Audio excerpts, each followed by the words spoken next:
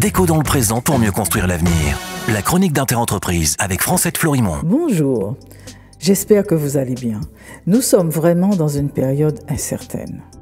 Personne n'aurait imaginé ce coup politique réussi par Jean-Luc Mélenchon lors de ses élections législatives.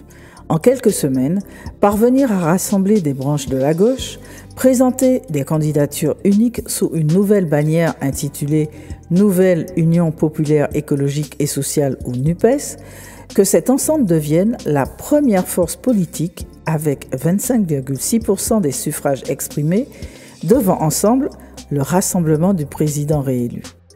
Personne ne croyait cette éventualité réalisable et pourtant elle existe aujourd'hui. Aux Antilles et en Guyane, la situation n'est pas banale non plus.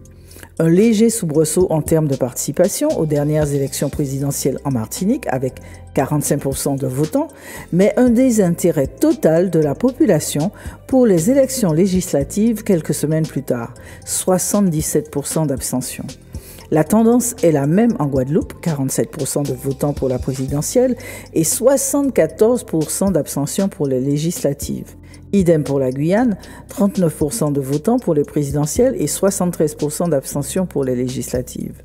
C'est comme si ces peuples, qui se sentent les oubliés du grand dessein de la République, après avoir porté leur voix par humeur sur la candidate de l'extrême droite au deuxième tour des présidentielles, se sont complètement détournés des législatives. Avec un si petit nombre de votants, les représentants à l'Assemblée nationale des Antilles et de la Guyane sont parmi les plus mal élus. Or, dans les périodes incertaines, ces élus à l'Assemblée nationale ont un rôle important à jouer. Par leur présence, leur assiduité et leur travail parlementaire, ils doivent être les vigies des activistes pour la France d'outre-mer. Les députés d'outre-mer ne peuvent plus se contenter d'être des suiveurs de politiques si éloignées des réalités de ces territoires. Ce ne sera qu'à cette condition que les peuples seront de nouveau derrière eux. À demain, prenez soin de vous. Déco dans le présent pour mieux construire l'avenir.